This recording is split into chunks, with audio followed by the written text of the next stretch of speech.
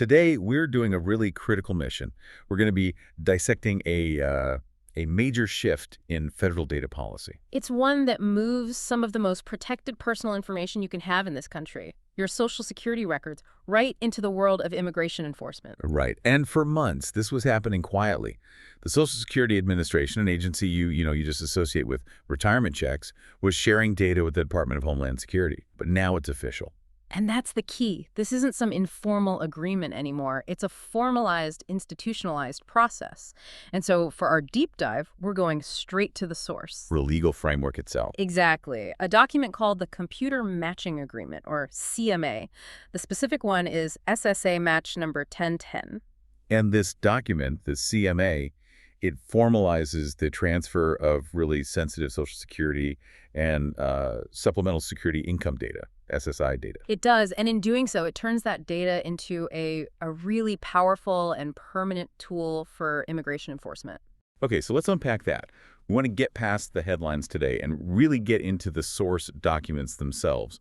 We're talking the statutory framework, the actual mechanics, even the raw financials they use to justify this whole program. Because when you look at the scope of the data being pulled together here, full Social Security numbers, addresses, dates of birth, and then tying all that to enforcement records, even criminal records. It paints a very, very powerful picture of what the government sees as, I guess, necessary efficiency. Right.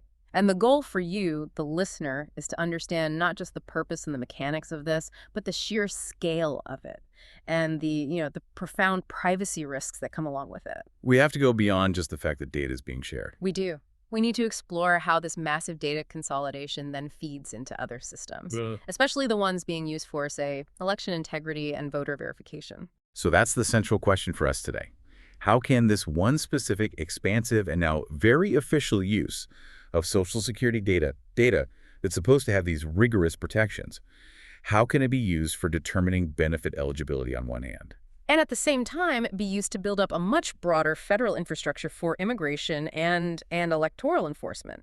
How does one database become such a powerful dual-purpose tool? Let's start right at the beginning. Right. With the contract itself, CMA 1010. When you read this thing, the scope is immediately clear. Who are the actual parties involved here? The CMA is very explicit. It's an agreement between the Social Security Administration, the SSA, and two very specific, very critical parts of the Department of Homeland Security. Not just DHS in general. No, not at all. It's U.S. Citizenship and Immigration Services, so DHS, USCIS, the part that handles lawful status and benefits. Right. And U.S. Immigration and Customs Enforcement, DHS, ICE, the arm that handles removals and detentions. So SSA is working directly with the enforcement and operational arms of DHS. It's a direct collaboration. And when you look at the core objective, it's pretty clear which way the information is meant to flow. It's not really about DHS helping SSA find people who are eligible for benefits. It's about DHS helping SSA find people to disqualify. That is the practical outcome, yes.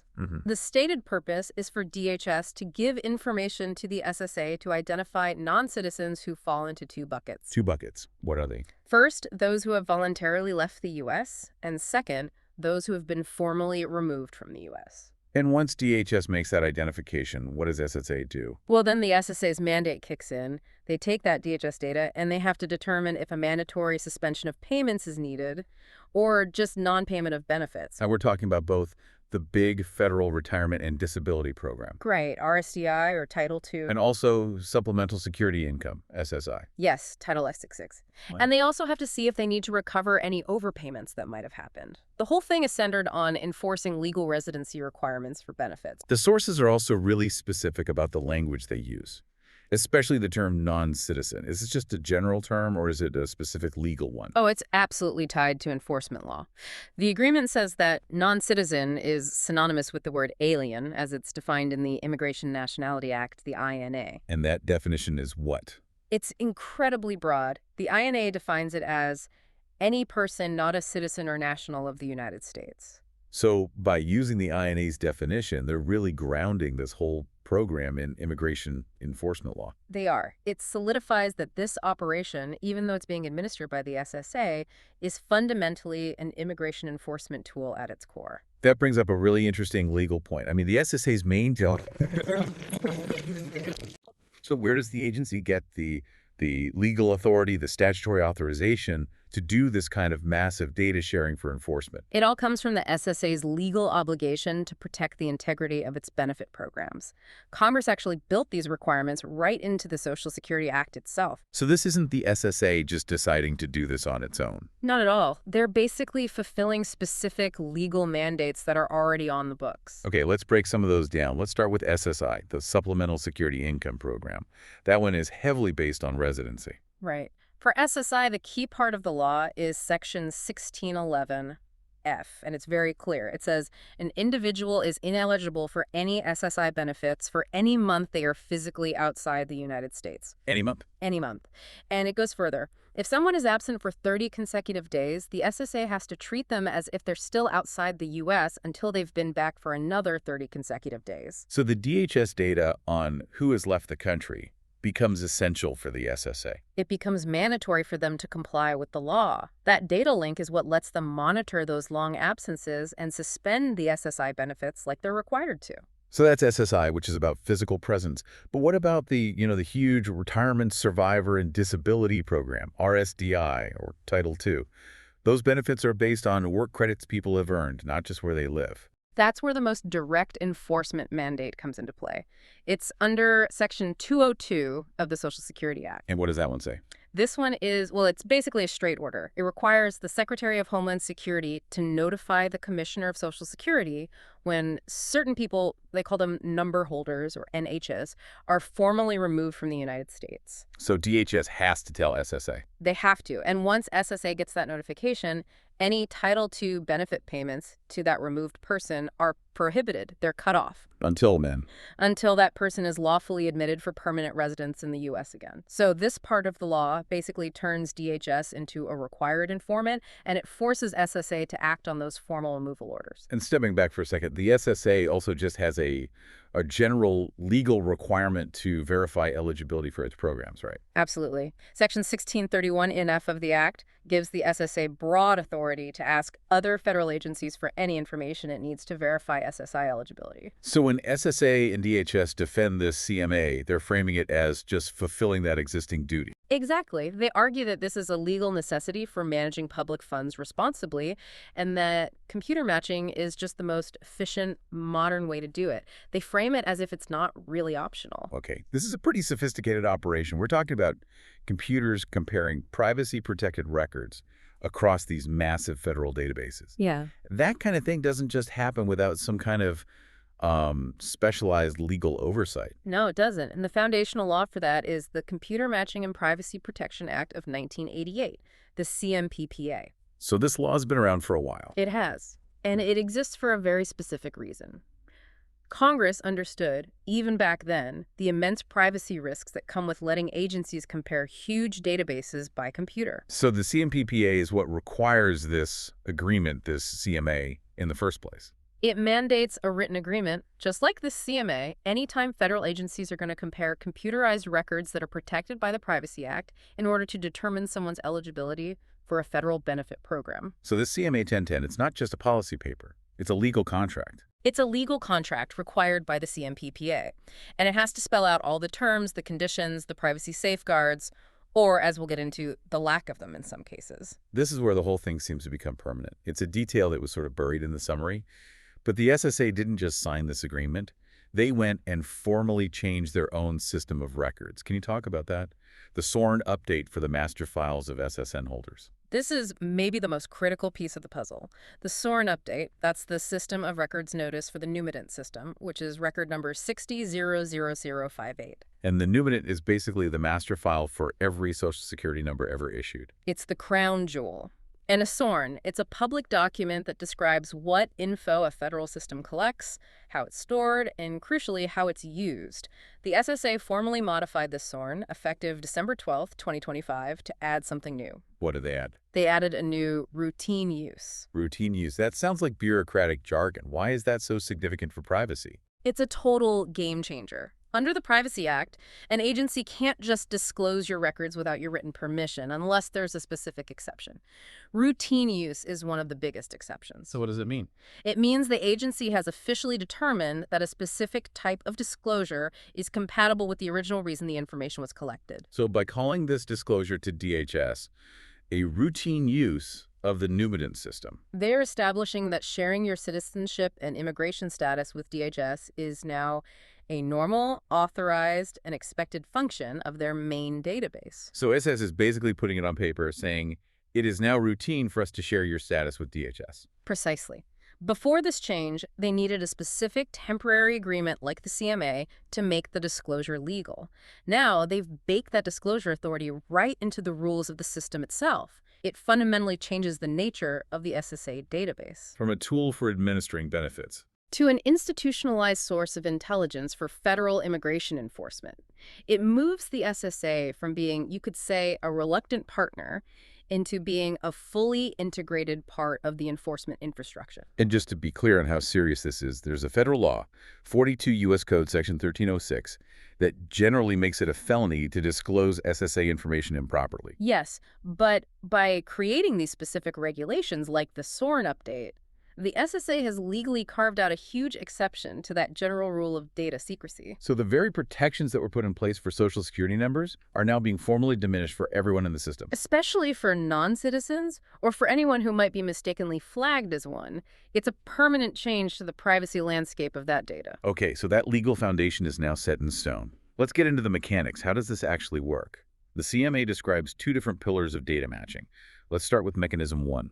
Non-citizens who leave the U.S. voluntarily. This is mostly about the SSI program. Right. This is the residency pillar. So the target group here is resident non-citizens who are getting SSI and who have either left the U.S. or are planning to leave for 30 straight days or more. Which would make them ineligible. Exactly. For this mechanism, the information comes from DHS, USCIS. The source data is from their Benefit Information System, or BIS, which currently pulls from a system called Claims 3. This BIS data, this is usually collected when a non-citizen applies for something like advanced parole, some kind of official permission to leave and then come back, right? That's a perfect example. They're telling USCIS they plan to leave voluntarily. So the SSA then takes this official record of departure and matches it against their own systems. Mainly the Supplemental Security Income Record files, the SSR. Primarily the SSR, yes. But they also cross-reference it with the Numinant system, the master file, for full verification. It's a direct check of the paper trail against the payment system. And what specific data points are being shared in this voluntary departure match? The exchange is pretty detailed. It includes the person's full name, their social security number, their date of birth, the DHS identifier, which is called the A number. Okay. And then the recorded date of their departure and how long they expect to be gone. All of that is handed right to the SSA. So they can flag the recipient and stop the payments before they become overpayments. That's the goal, to calculate the suspension date and prevent improper payments. Okay, so that's Mechanism 1. Let's go to the second one, which sounds like it has a much heavier enforcement angle. Non-citizens who are formally removed from the United States. This is the explicit enforcement pillar. It affects both SSI and the much larger RSDI programs. Title II benefits. Right. And it targets what they call number holders, who DHS has formally removed from the country on specific grounds under the Immigration and Nationality Act. Which triggers that mandatory non-payment rule we talked about. It does. And the DHS component here is DHS ICE, the enforcement arm. And the source system is something called the Enforcement Integrated Database, or EID. The EID. The source material says this database is critical. It draws information from another system called Carrier. What is that? Carrier stands for Criminal Arrest Records and Immigration Enforcement Records. And this is where you see the risk level just shoot up. Because the data isn't just about travel plans anymore. Not at all. EID and Carrier are systems of record for high-risk enforcement data. It means the source data that the SSA is now matching against is tied directly to an individual's criminal and enforcement history. We're talking arrest records, detention records, the final legal charge that led to their removal. And SSA is matching that enforcement data against its main benefit files. They're matching it against the master beneficiary record, the MBR for Title II benefits, and the SSR for SSI benefits. So you're creating a permanent link between this high-risk enforcement profile and that person's official Social Security record. The sources also mention that SSA uses other systems for this high-risk match, not just the main ones. They do. They have a manual backup system. They use something called the Prisoner Update Processing System, or PUPS, and its subsystem. This is for manual searches. For when the automated search doesn't work? Exactly. It's to find benefit recipients who've been removed, but for whom they couldn't find a valid Social Security number in the initial automated match. It's a way to ensure that even people with messy data are still processed for benefit termination. The data points being exchanged in this removal match seem incredibly detailed. They're much more comprehensive and enforcement-focused. It includes the person's name and any known aliases, their SSN if it's available, date of birth, country of birth. And the specific country they were removed to? Yes. Plus the date of removal and, crucially, the final removal charge code. That's the specific legal reason they were deported. And, of course, the DHS-A number. And the SSA keeps that information forever. They retain that verified removal status permanently on the benefit record because that person is now subject to long-term non-payment rules under the law. That status is now tied to their benefit history for good. Let's talk about the sheer volume here. We're talking about massive federal systems. What's the scale of this data exchange? The scale is really what justifies the whole computer matching operation from their perspective. Annually, DHS sends over about 85,000 records for that voluntary absence match. The SSI-focused one. Right. But the much larger number is for the formal removals. For that, DHS provides an estimated 400,000 records of removed non-citizens every year for the matching process. Nearly 500,000 records flowing into SSA systems every single year. Every year. And the SSA is matching those hundreds of thousands of enforcement records against its own gigantic protected system. That's the other side of the scale. Those 400,000 removal records are being matched against about 78 million active records on the master beneficiary record. The main retirement and disability file. Yes. And another 11 million records on the supplemental security income record. So you're matching 500,000 incoming records against a pool of almost 90 million active beneficiaries. You could never do that manually. So what's the actual process? It's a high-speed, automated, machine-to-machine transfer. The data is sent in an encrypted monthly batch file.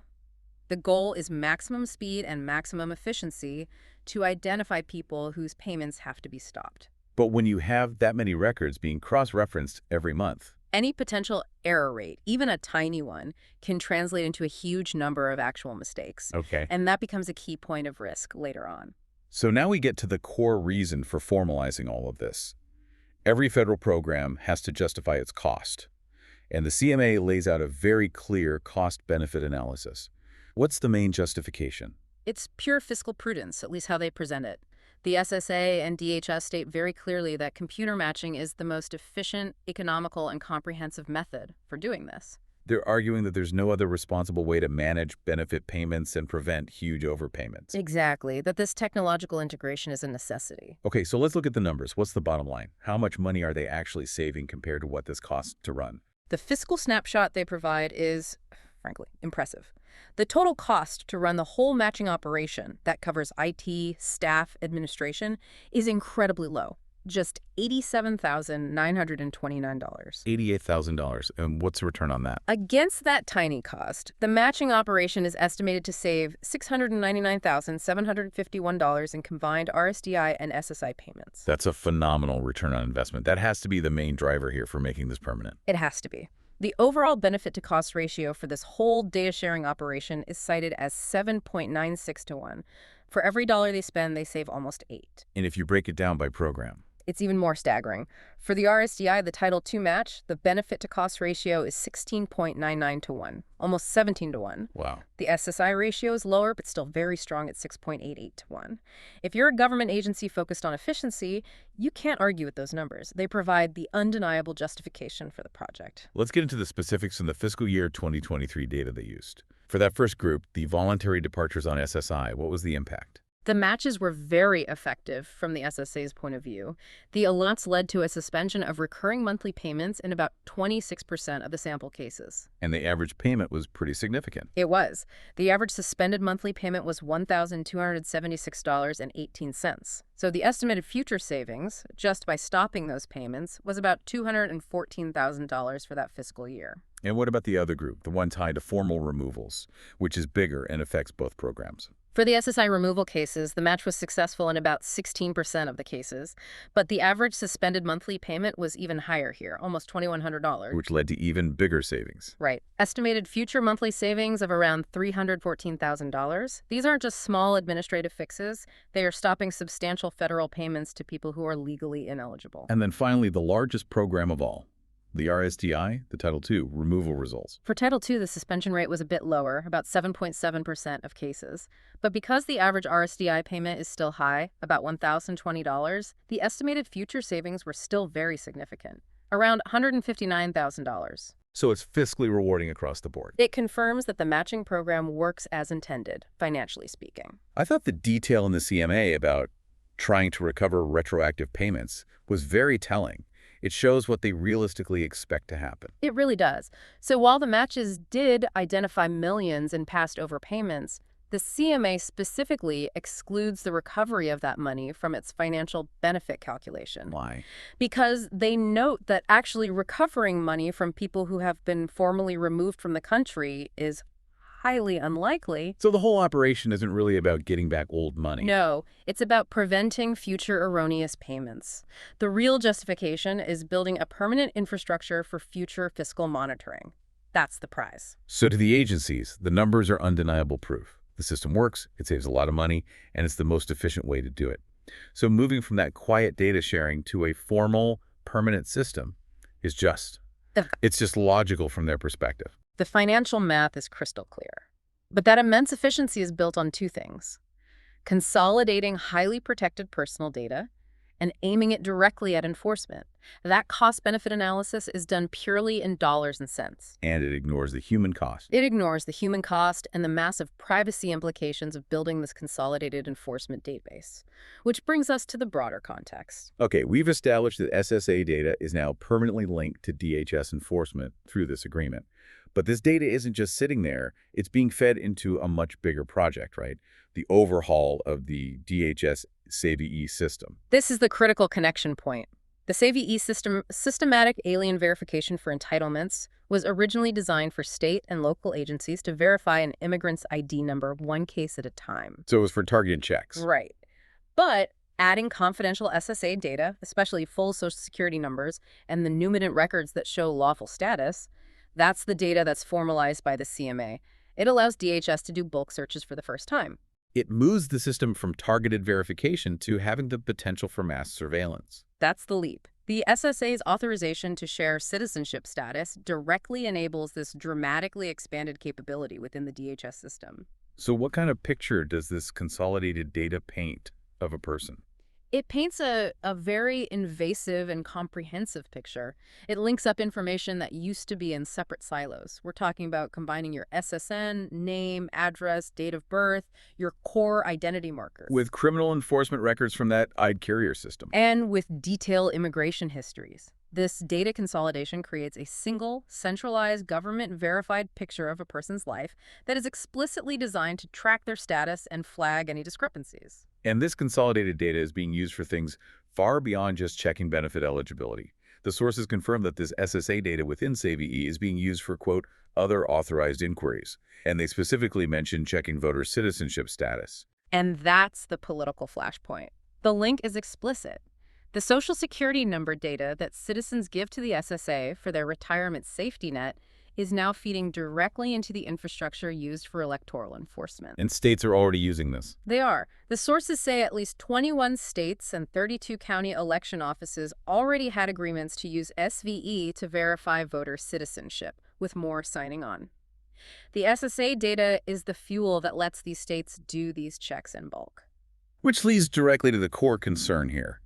How accurate is all this consolidated data, especially given the known limitations of these different government records? The accuracy concerns are huge, especially when the system is being used to challenge something as fundamental as a person's right to vote. Experts have warned for years that the SSA's citizenship information is notoriously outdated or incomplete. And that's particularly true for naturalized citizens, right? It is. A person could have established their Social Security record decades ago as a non-citizen, then later become a U.S. citizen, and just never thought to update their status with the SSA. Why would they? And this problem is systemic. It's historical. It's tied to when the SSA even started collecting this data. Precisely. Congress first required the SSA to establish citizenship for SSN applicants back in 1972, but they didn't really start maintaining comprehensive citizenship info for all applicants until 1978. Which means the SSA database is missing complete current citizenship info for tens of millions of Americans. Especially those born before 1978. So you can have a perfectly eligible, naturalized citizen who still shows up as a non-citizen in a stale government record. And that is a massive liability when you start cross-matching it with enforcement databases. And even if the SSA says its own SSN data is 100% accurate, the DHS source systems, the immigration records, are not. Right, that's where the error gets compounded. The SSA can claim its SFN matching is perfect, but the DHS USCIS immigration status data from Claims 3 is only estimated to be 90 to 95% accurate. And the removal data from ICE. That's better. It's estimated at 99% accuracy. But when you're cross-matching 400,000 records a year against 90 million beneficiaries, even a tiny 1% error rate on the DHS side translates into thousands of potential mismatches. And those mismatches, according to former SSA officials, could lead to massive mistakes. What are the typical reasons for these kinds of errors? It's often simple stuff. Misspelled names, inconsistent dates of birth, or, a big one, partial Social Security numbers collected by state agencies that then trigger a false match. So an election office might use just part of an SSN. And a name, and that might match a non-citizen in the SAVE system, and suddenly an eligible citizen is wrongly flagged. The fear is that the system is built for speed and efficiency, not for the careful human verification needed to catch those errors. The voter verification use is the most controversial part of this. What have the initial results actually shown about the scale of non-citizen voting? The initial results strongly suggest that the scale of the problem is, well, vanishingly small. Out of more than 33 million voters that were checked in the early data from the expanded SAVE system, only 0.04% showed up as non-citizens. 0.04%. And in some states, the numbers are even lower. Texas found 0.015%, Louisiana found 0.014%. It suggests this entire massive infrastructure overhaul is designed to find an incredibly rare error. And potentially at the cost of creating major problems for a lot of eligible voters. That's the risk. This is why advocacy groups have filed a class action lawsuit to challenge this expansion. What's their core argument? Groups like the League of Women Voters and EPIC, the Electronic Privacy Information Center, are suing. They allege that creating these massive government databases that consolidate all this sensitive information violates the Privacy Act. And their central fear is disenfranchisement. Right. They argue that the system threatens to disenfranchise eligible, naturalized citizens whose government records just haven't kept up with their legal status. They're asking the court to block this expansion and return the SAVE system to how it was before. Now, there's supposed to be legal safeguards. Election officials can't just purge a voter from the rolls based on a single flag from this system, can they? They absolutely cannot. And this verification protocol is really the only thing standing between a data error and a wrongful purge. Officials are required to take additional steps to verify the result. So what happens if citizenship can't be confirmed by the system? They must contact the voter, the registrant, to obtain proof of citizenship, which puts the burden of proof back onto the citizen. And that's where the real risk of disenfranchisement comes in. It is. Experts cite that something like 21 million American citizens don't have easy access to common citizenship documents, like a passport or even a birth certificate, for all sorts of reasons: age, cost, circumstance. So if a local election office doesn't follow the verification rules perfectly, or if a voter can't produce those documents in time, improper purges become highly likely. The consolidated SSA DHS data starts the challenge, and then bureaucratic failure or voter inconvenience could finish the act of disenfranchisement. Let's wrap this up by going back to the CMA itself. Let's look at the security measures it does have, because there are formal restrictions required by law. There are. And the CMA mandates several crucial safeguards. First, it strictly limits the SSA's use of DHS data to that specific purpose of checking benefit eligibility. Nothing else. So SSA can't just share it further? No, they cannot duplicate or disseminate the DHS files without written permission from DHS and approval from something called the DHS Data Integrity Board, unless federal law requires it. And they have to comply with security standards. Both agencies commit to complying with rigorous standards under FISMA, the Federal Information Security Management Act, and various OMB and NIST standards for security. And what about an individual's right to contest the data if they get flagged by mistake? That right to contest is mandatory under the CMPPA.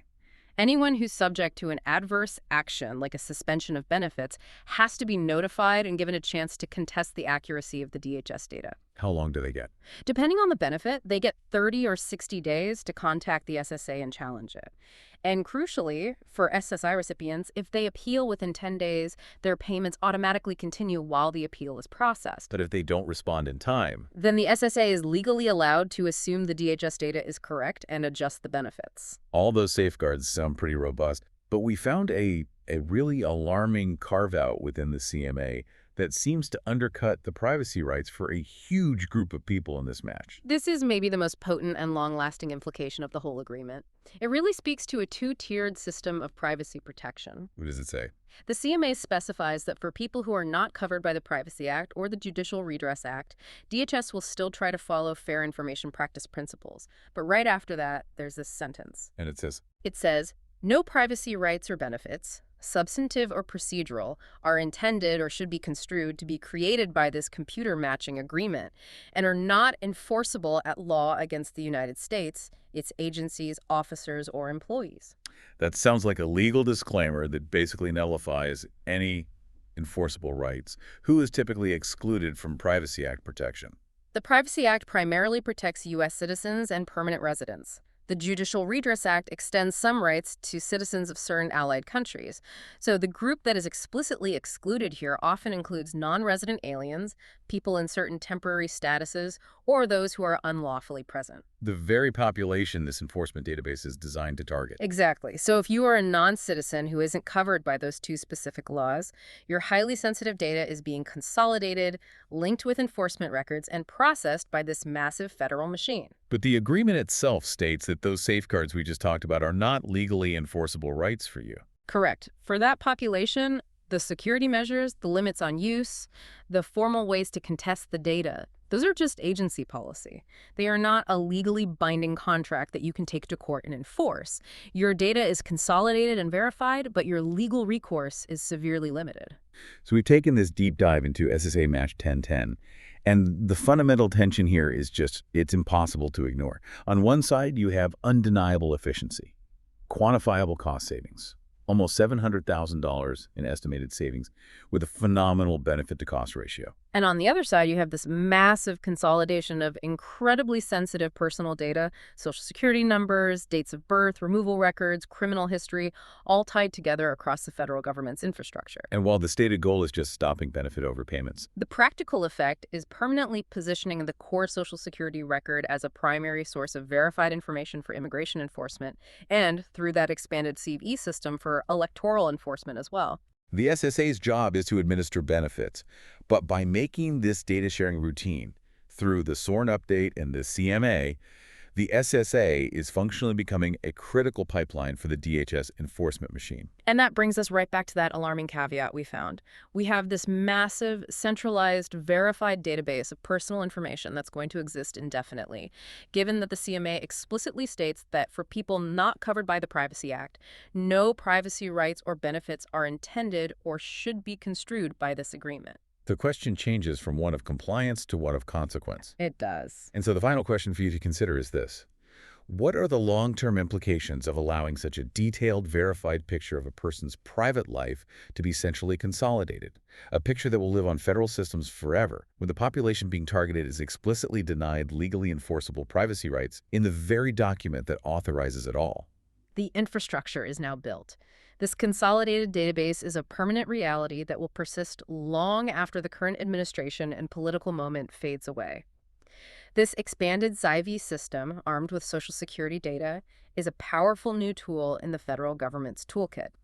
And the true legacy of this agreement might not be the few $100,000 saved, but how future administrations choose to use this unprecedented, centrally verified data source against a population that has been officially stripped of its legal right to contest how it's used against them. A compelling question about the future of federal data privacy that we will all continue to track. Indeed. Thank you for joining us for the deep dive.